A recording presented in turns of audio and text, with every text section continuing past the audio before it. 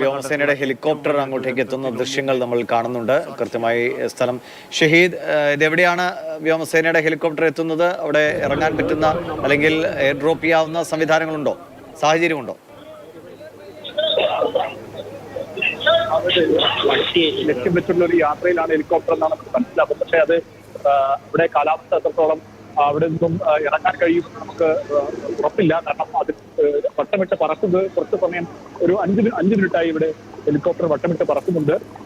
മുണ്ടക്കൈയിലേക്കാണ് ഹെലികോപ്റ്ററിന്റെ എത്തേണ്ടത്. അവിടെ നിന്നാണ് സുരക്ഷിതമായ ആളുകളെ ഇങ്ങോട്ട് എത്തിക്കേണ്ടത്. പക്ഷെ അവിടെ അവർക്ക് ഇറങ്ങാൻ കഴിയുമോ എന്നുള്ളത് നമുക്ക് ഇനിയും കാത്തിരിക്കേണ്ടിയിരിക്കുന്നു.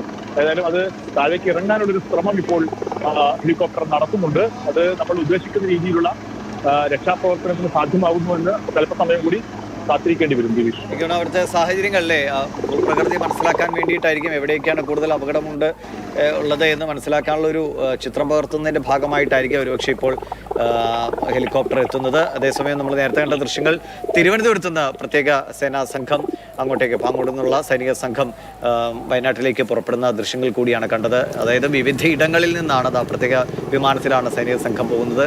കോഴിക്കോട് ഇറങ്ങി അവർ അതിവേഗം വയനാട്ടിലേക്ക് എത്തിച്ചേരുമെന്ന് പ്രതീക്ഷിക്കുന്നു. വലിയ സംവിധാനങ്ങൾ, അതായത് എല്ലാ ഇടങ്ങളിലും ബാംഗ്ലൂരിൽ നിന്ന് യന്ത്രസാമഗ്രികൾ എത്തിക്കുന്നു, ഈ അവശിഷ്ടങ്ങളൊക്കെ നീക്കം ചെയ്യാനുള്ളത്. അങ്ങനെ പരമാവധി സാധ്യമായ രീതിയിലുള്ള എല്ലാ ഏകോപനവും നടത്തിക്കൊണ്ടാണ് ഇപ്പോൾ രക്ഷാദൗത്യം മുന്നോട്ട് പോകുന്നത്. പക്ഷേ സമയം രാത്രിയായി തുടങ്ങുന്നു എന്നതൊരു വലിയ പ്രശ്നമാണ്. ഈ സമയത്ത് രക്ഷാദൗത്യം എത്രത്തോളം വേഗത്തിൽ നമുക്ക് മുന്നോട്ട് കൊണ്ടുപോകാൻ കഴിയുമെന്ന് ഉറപ്പില്ല. കാരണം വെളിച്ചത്തിൻ്റെയൊക്കെ ഒരു ബുദ്ധിമുട്ട് അവിടെയുണ്ട്. ഹെലികോപ്റ്റർ ഇപ്പോഴും അവിടെ താഴ്ന്ന് ഇറങ്ങാനുള്ള സാഹചര്യമാണോ എന്ന് എനിക്കറിയില്ല. ദൃശ്യങ്ങളിൽ നിന്ന് ഷഹീദ് ഇറങ്ങാനുള്ള സാധ്യതയാണോ? സാരംഗ്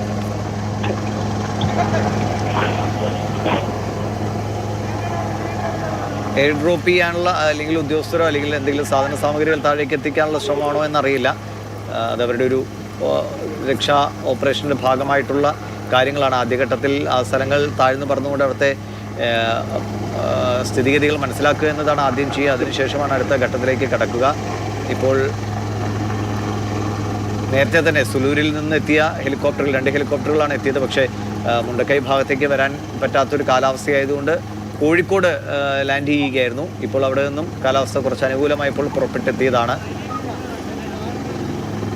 സാരംഗെ, കേൾക്കാമെങ്കിൽ എന്താണ് എയർഫോഴ്സിൻ്റെ ഹെലികോപ്റ്ററുകൾ ഇപ്പോൾ എത്തിയിരിക്കുന്ന ഏതെങ്കിലും രീതിയിൽ സാധനങ്ങൾ അങ്ങോട്ടേക്ക് എത്തിക്കുകയാണോ ഉദ്ദേശം, അതോ നിലവിലെ ഒരു ഭൂപ്രകൃതി മനസ്സിലാക്കുകയാണോ? ദിനീഷ്, മുൻ മണിക്കൂറുകളിലൊക്കെ തന്നെ ഇത്തരത്തിൽ ഹെലികോപ്റ്ററിന് ലാൻഡ് ചെയ്യാൻ കഴിയാത്ത ഒരു പ്രതികൂല കാലാവസ്ഥ ഉണ്ടായിരുന്നു. ഇപ്പോൾ അതിനൊക്കെ മാറ്റം വന്നിരിക്കുകയാണ്.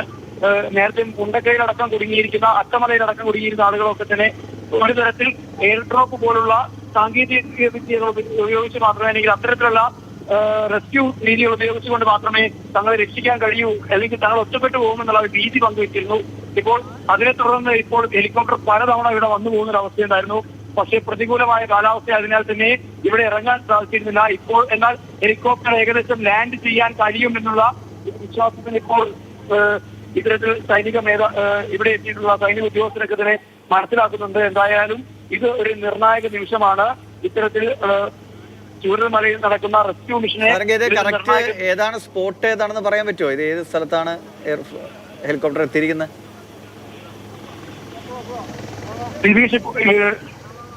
നേരത്തെ നമ്മൾ പറഞ്ഞിരുന്ന ഇത്തരത്തിൽ ചൂരൽമലയിൽ നിന്ന് മുണ്ടക്കൈയെ ബന്ധിപ്പിക്കുന്ന പാലം ഉണ്ടായിരുന്ന സ്ഥലത്ത് അതിന് തൊട്ടപ്പുറത്ത് തേയില കാടുകളാണ്. തേയില കാടുകൾക്ക് വശത്തായിട്ട് നമുക്ക് കാണാം ആളുകൾ തിങ്ങിക്കൂടി നിൽക്കുന്ന ഒരു അവസ്ഥയുണ്ട്. ആളുകൾ വലിയ നിര കാണുന്നുണ്ട് താൽക്കാലിക പാലത്തോട് കടക്കാനുള്ള സമയത്ത്. ഈ സമയത്ത് കുട്ടികൾക്കും പ്രായമായവർക്കും ഒക്കെ തന്നെ കര കടന്നു വരാൻ വലിയൊരു ബുദ്ധിമുട്ടുണ്ടാവുന്ന ഒരു അവസ്ഥയുണ്ട്. അത്തരത്തിലുള്ള ഒരു അവസ്ഥയെ ലാൻഡ് ചെയ്തു എന്നാണ് മനസ്സിലാക്കുന്നത് അല്ലേ? ലാൻഡ് ചെയ്തിരിക്കുന്നു. അതെ, തീർച്ചയായും ഹെലികോപ്റ്റർ പാലത്തിന്റെ ചൂരൽമല അങ്ങാടിയുടെ തൊട്ടെതിർവശത്തായി ഇപ്പോൾ ഹെലികോപ്റ്റർ ലാൻഡ് ചെയ്തിരിക്കുകയാണ്.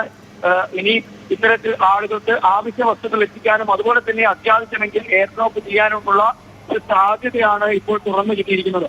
എന്തായാലും വരുന്ന മണിക്കൂറുകളിൽ അത്യാവശ്യം പുറത്തേക്ക് അല്ലെങ്കിൽ കോഴിക്കോട്ടേക്കോ മറ്റോ ചികിത്സയ്ക്കൊക്കെ കൊണ്ടുവരേണ്ട ആളുകളെ ആദ്യഘട്ടത്തിൽ കൊണ്ടുവരികയായിരിക്കാം ഒരുപക്ഷെ ഉദ്ദേശം. എന്തായാലും വളരെ ദുർഘടമായ ഒരു സാഹചര്യത്തിൽ ഇന്ത്യൻ എയർഫോഴ്സിന്റെ ഹെലികോപ്റ്ററുകൾ ഇപ്പോൾ അവിടെ ഹെലികോപ്റ്ററിൽ ഒന്ന് അവിടെ ലാൻഡ് ചെയ്തിരിക്കുകയാണ്.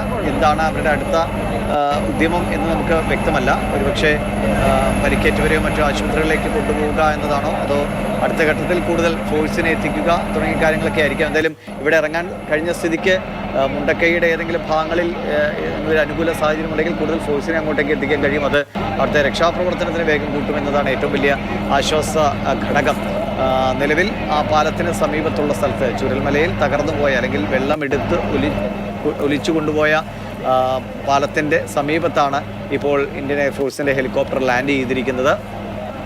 ഇന്ന് 2 സൈനികരാണ് പുറത്തേക്ക് ഇറങ്ങുകയും ചെയ്തത്. അവർ NDR അല്ലെങ്കിൽ അവിടുത്തെ രക്ഷാപ്രവർത്തകരുമായി സംസാരിക്കുന്നുണ്ട്. നിലവിലെ സാഹചര്യം കണക്കിലെടുത്തുകൊണ്ട് എന്താണ് അടുത്ത നടപടികൾ വേണ്ടതെന്ന് വഴിയെ ഉദ്യോഗസ്ഥ തലത്തിൽ തീരുമാനമുണ്ടാകും. ഇപ്പോൾ മുണ്ടക്കൈയിലേക്ക് നമുക്ക് ആദ്യം എത്താൻ കഴിഞ്ഞിരുന്നില്ലെങ്കിൽ മറ്റൊരു വഴിയിലൂടെ സൈനിക സംഘത്തിന് അങ്ങോട്ടേക്ക് എത്തിച്ചേരാൻ കഴിഞ്ഞതും ഏകദേശം ഒരു 100ഓളം പേരെ കണ്ടെത്തുകയും അവരെ രക്ഷിക്കാനുള്ള നടപടികളിലേക്ക് കടക്കുകയും ചെയ്തതാണ് വലിയ ആശ്വാസകരമായ കാര്യം. നേരത്തെ ദുരിതാശ്വാസ ക്യാമ്പിൽ നിന്നും അധികൃതരോട് ആളുകൾ സംസാരിച്ചപ്പോൾ അതിൽ സഹോദരങ്ങളാണ് 3 പേർ. അവരുടെ 3 പേരുടെയും വീട് അപ്പാടെ പുഴ അല്ലെങ്കിൽ ഈ മലവെള്ളപ്പാച്ചിൽ എടുത്തുകൊണ്ട് പോയെന്നാണ്. അവരൊക്കെ ഭാഗ്യത്തിന് അവരുടെ ജീവൻ തിരിച്ചു കിട്ടി എന്നത് മാത്രമാണ്.